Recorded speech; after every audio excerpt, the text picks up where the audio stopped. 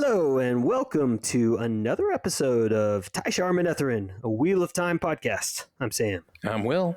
We are not changing our podcast to a business of ferrets, even though that would be awesome. Yes.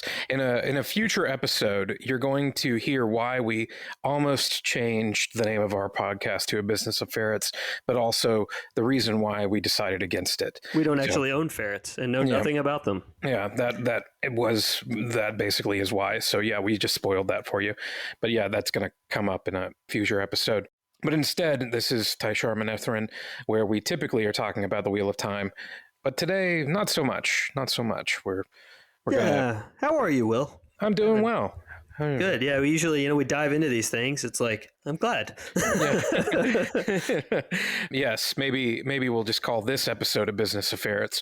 There you go. I like that. And the reason why a business of ferrets is because apparently that is the name of a group of ferrets. So, like a murder of crows or whatever. Yes. It's a great. Yes. It's less angsty sounding.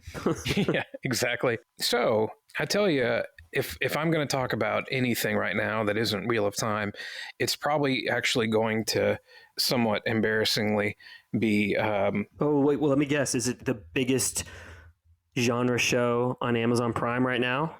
Oh, what is that? What? The Peripheral. Oh, The Peripheral. Is that the biggest right now? I had to get that joke in just in case.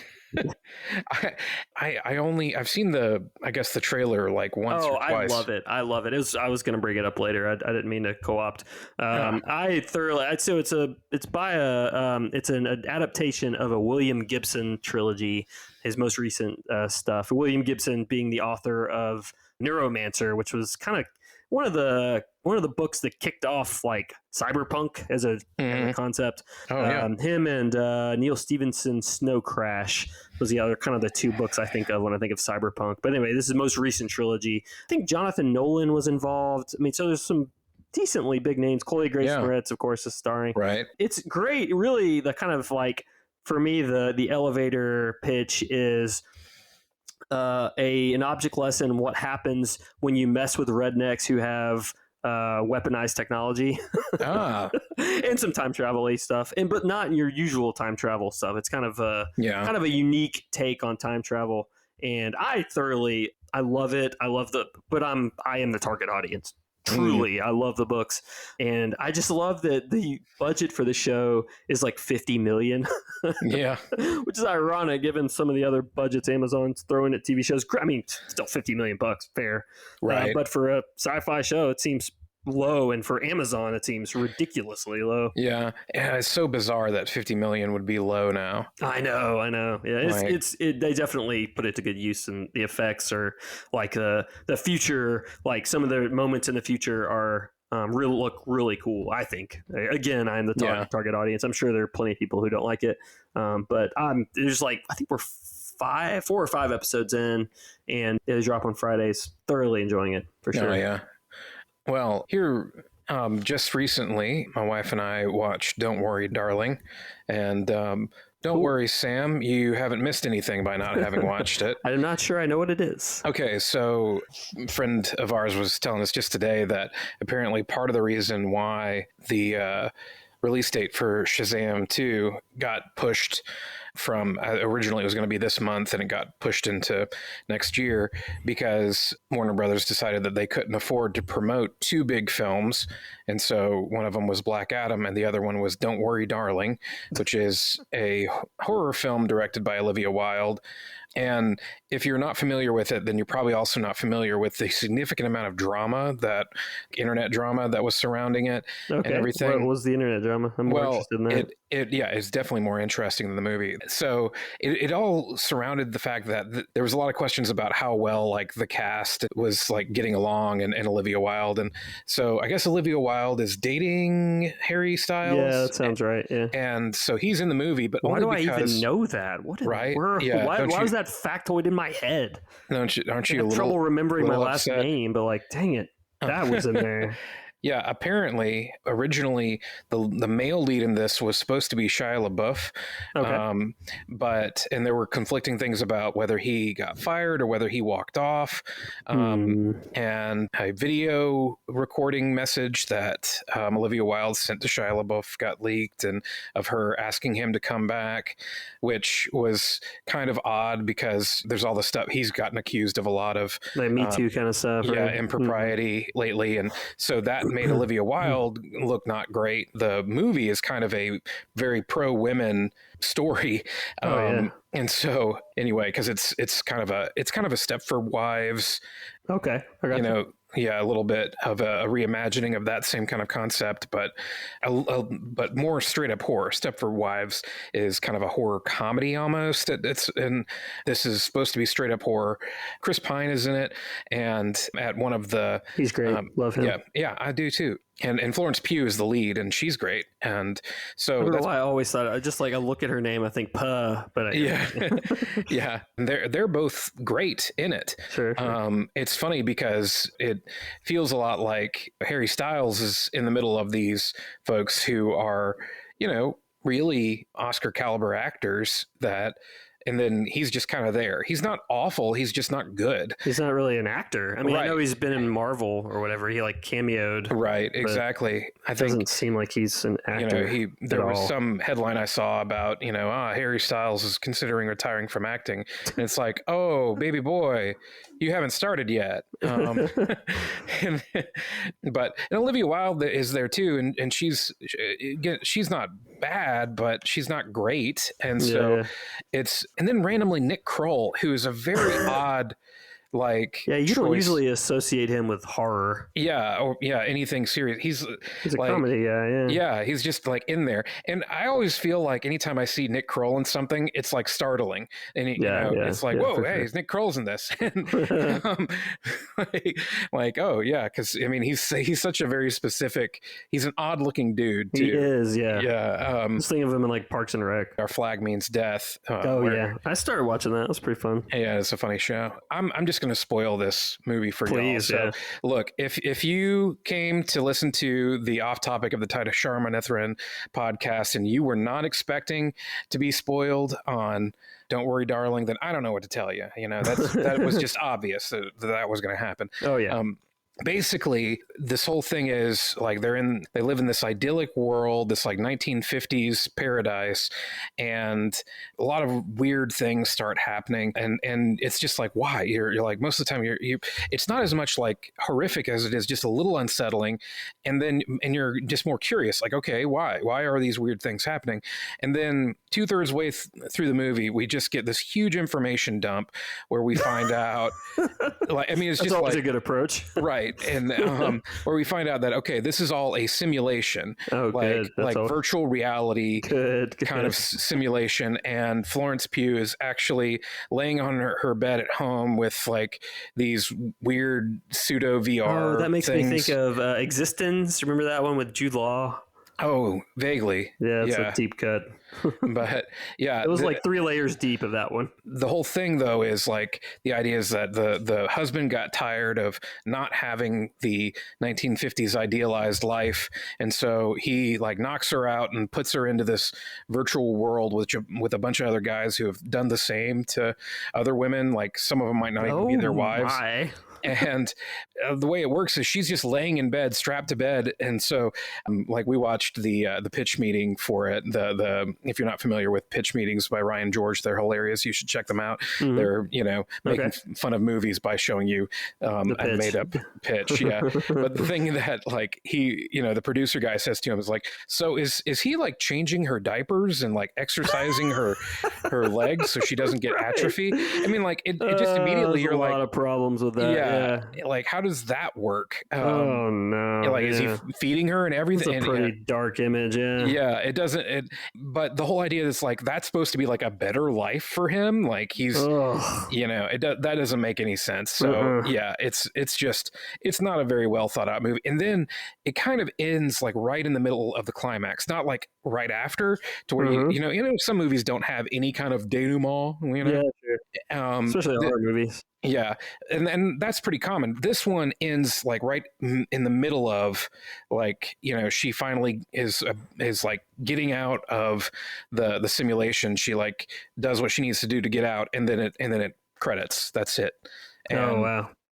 And like so there's more stuff that needs to happen here. It's like, wait, I have questions, and not like fun questions like that make me want to. This is where I just want to watch Existence again because I like at the end of, okay, I guess I'm spoiling Existence is a movie from the 90s. But they, it's like, so they get out of the simulation and then they're in another simulation, so they get out of that one. It's like, are they ever really out of the simulation? Which is, I think, a more fun approach. Oh, sure. Well, if you look up like the first screenshot of that is Jude Law holding what looks like a bone gun. It's great. I love that movie. I think there was a good idea somewhere in the midst of this that, like you're saying, if they had like gotten out of the simulation 2/3 of the way through the movie instead of just having the info dump at that point. Yeah. Like do then go back in maybe to like save people. Yeah, the Matrix approach, Yeah, right. Something like that. But go to Zion, have a a weird techno party thing. I don't. Maybe not. Maybe probably not that. Yeah. I could continue to rant about that movie for a while, so I won't. That sounds interesting. I mean, I don't want to watch it, but I'm glad you did. I really want to wait for the riff tracks to come out for it so that we can watch it with the guys from MST3K making fun of it. Heck yeah.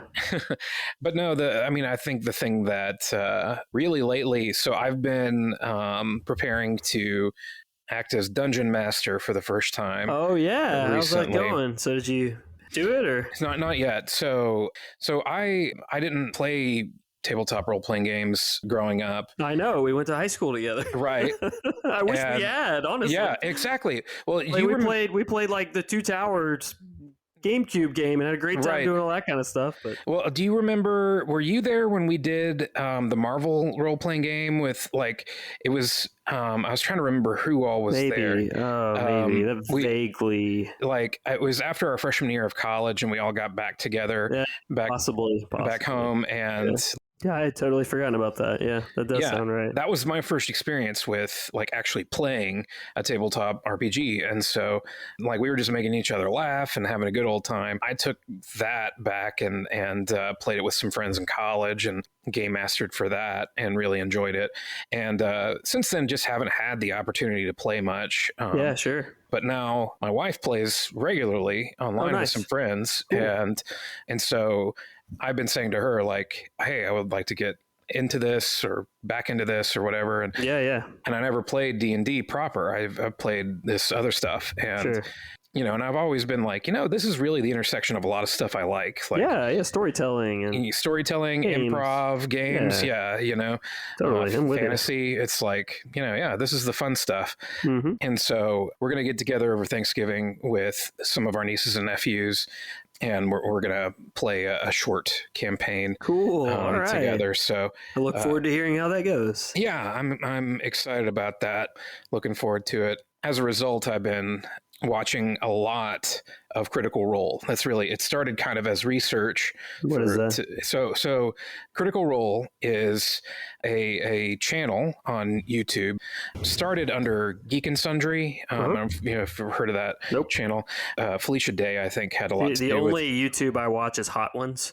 I really love Hot Ones, but well, so Critical Role is a group of voice actors, mostly people that folks wouldn't have heard of. I think to me the most recognizable one of them is Ashley Johnson. She was on Blind Spot and has been a character actress in a lot of random stuff. She was in Dollhouse. Probably where most people would recognize her from is a minor role in Avengers, where she says to a news person, "Captain America saved me." That's her. Gotcha. So, most of the rest of the people, they are not faces you would recognize or names you would recognize. Gotcha. And but as I say that, like, if we have any critters listening, the folks who watch Critical Role, they'd be like, "How dare you? These people are." But no, they're not famous people at all. Now, if you look at their IMDb, you'd find out recognize stuff that they've been in. They've done a lot of voice work and maybe stuff you've watched or at least have heard of. but none of them are really names by themselves. But what apparently, like, it started like 10 years ago. They got together and started playing Dungeons and Dragons together, and we're just having a fun time. Cool. And then they live streamed one time, and then Felicia Day got involved and was like, "Hey, well, you could do this as a regular show." So they started doing that. Then they spun off into their own thing, and they actually have, I think, 2 other groups on that same channel that are also doing campaigns. Oh, it's just like you're just watching them do a campaign. Yes, cool. And that's like the dads play D&D, the whatever, or the podcast. I'm the Dungeons and Daddies. Okay, there you go. I don't know if that's. I haven't listened to it. I just. But no, this is interesting to me because, first of all, it's really well produced. There's a lot of people who do D&D that is honestly just not as well put together. Okay. Yeah. And or they're just not as interesting to listen to. They're not because these folks are professionals that do improv and everything, and then also like watching it on video. They have it set up to where you can see everybody and look at the game master, and then they all also will bring in miniatures during all the fights. And cool. This is the idealized version of how D&D can go. Exactly. That's true. It is. It's probably done between that and Stranger Things. I'm sure Wizards of the Coast have been grateful for a boost in sales of their products. Will Wheaton, maybe. I know he's. Oh yeah. Well, and he was. He was on the Geek and Sundry, the tabletop. Was he reviews board games where he plays them with other pseudo celebrity type folks. That's a good description for Will Wheaton. Pseudo. Yes, it's Will Wheaton level of celebrity. Mm-hmm. Like, so other people that usually folks who know who Will Wheaton is, they would probably know a lot of these folks. Yeah. So Dragon Con regulars. Exactly. Yeah. That's a good way of putting it. So anyway, so we've been binging through the 3rd campaign, which is the current one that they're on. Cool. What's interesting is they also, for their first campaign, they did a Kickstarter and got it animated. So nice. You may have actually seen on Amazon Prime something called The Legend of Vox Machina, his animation of their first campaign. Now, I've watched a little bit. I'm not crazy about it, to be honest. Yeah. But it's just kind of interesting that they managed to get a D&D campaign into a show. Into an animated show. That's cool. That's cool. Yeah. We've been enjoying the current campaign, I should say, for our listeners, which I'm sure anybody who's watched this would already know, but it is not family friendly. Lots of profanity. Yes. References to various activities. Sure. But it's very creative. It's very interesting. I've been enjoying it from a perspective of like preparing to be a dungeon master. That sounds great. Yeah. And also for someone who doesn't have time or the opportunity to play, like it's kind of like every now and then I'll get a hankering to play Xenogears. I'm like, yeah, but that game probably is terrible now, but watching the Let's Play scratches the itch perfectly, Yeah, exactly. And it's funny. It's fun. The characters and everything, and you watch them play their characters out. It's like a giant improv game. Sure. Yeah. We recently watched an episode where they are at a ball and there's actually no combat in the entire episode, but it was still one of the most like I bet. Yeah. Like, intriguing because there's this whole thing where they're trying to find out information from different people. So there's a lot of deception checks, and there's somebody who has a ring and they're trying to slide it off his finger and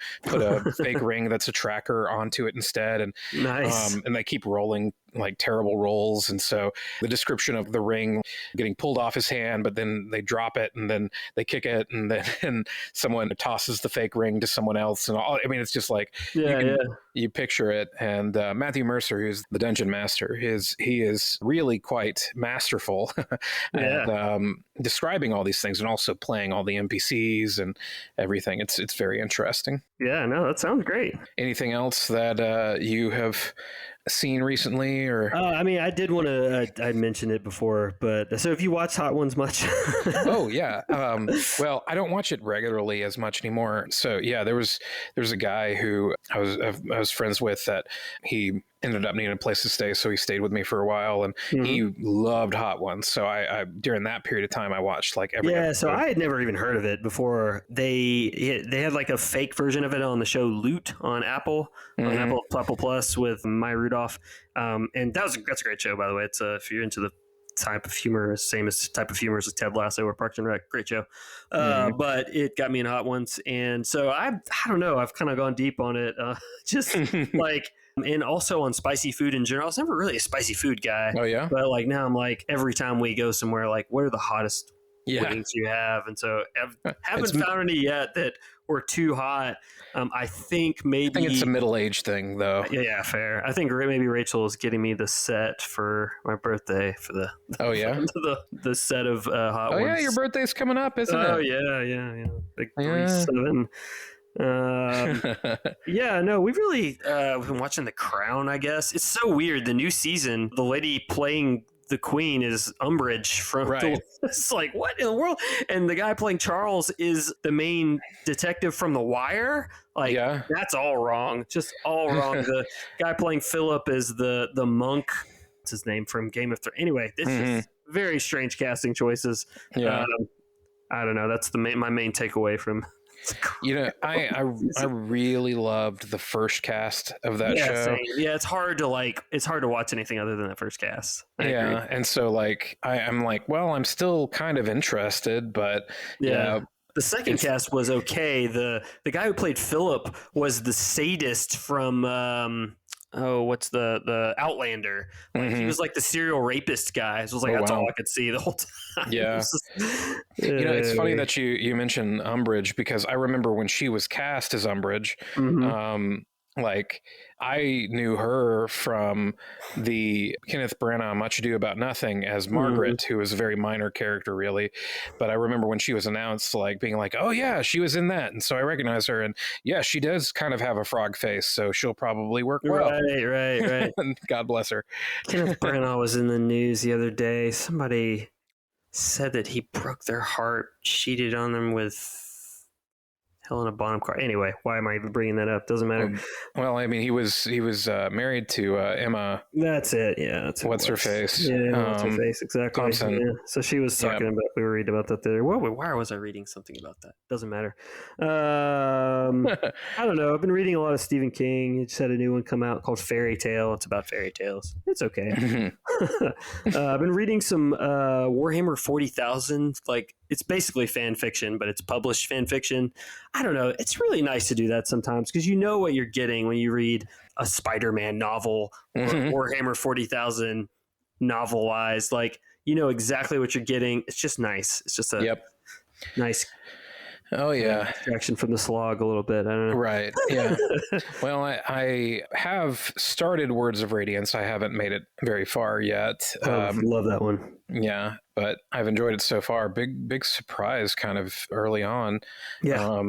But yes, we'll be happy to go through that book with you. Happy to do that. We will get there one day. Yeah, we still have a few books left of Wheel of Time. We will. And then we'll probably have to figure out like a new name for the podcast or something at that point. Business of Ferrets, man. Business of Ferrets. Yeah, and then the image would just be like a picture of a ferret with like a suit on. Yes, absolutely. And a little tie. And a broadsword. Yeah. Both. And no, it makes perfect sense. I feel like we're going to get off of this podcast and I'm going to remember like 10 things I wanted to talk about. Oh, dude. Nothing right now. Yeah, I absolutely feel certain there's something that I would be gladly spending an enormous amount of time about. Playing a lot of Mario Tennis with my child. He's getting better. Getting better. I don't have to let him win every so often. He does occasionally actually win. I played for the first time with my wife the other day, Overcooked. Nice. Which is a very chaotic kind of party game-ish thing where you're all playing little chefs in a kitchen and you're trying to get various dishes cooked and given out within a allotted time. And it's kind of funny because as she said while we were playing it, it's like, I guess whoever made this just really enjoys stressing over stuff. And it's like, yeah, I guess That's how I feel about a lot of video games these days, honestly. That's like, I'll sit down and play it. I'm like, I don't want to do this right now. Yeah, that's more, maybe that's just me getting older too, but I do, like, as time passes, I don't want to play something that stresses me out. I want something that is kind of engaging. So what I end up doing is just replaying the same old stuff. I was thinking I want to go back and play Stardew Valley again. Like, I love that game. That's a good example of. I bought Factorio the other day for the Switch. They just came out on Switch, which is a sort of insane idea. That you know what it is. Have you heard of this? No. It's a game where you're building a factory. The factory must grow, and it's you're like on an alien planet, and it's if you get deep into it, it's basically programming. I mean, really. I mean, like there are articles written about this. And I was kind of digging it until the alien like locust guys came in and destroyed my factory. I'm like, you know what? I don't want to do that right now. Yeah, I know what you mean. Do the programming thing during my day job. So right, back to Stardew maybe. Well, you want to wrap this episode up? Yeah, I'd say so. Listeners, if you have any comments to make on name that movie you were talking about. Don't worry, darling. Don't worry, darling. Or anything else we talked about today, drop us a line on socials, podcast TSM, or stuff@tsmpodcast.com if you'd like to email us. I guess we should get into one of these like podcast 2.0 apps where somebody can send us Bitcoin or whatever. Here, I've got a couple like programming podcasts that are like boost in with podcast 2.0. Anyway. No.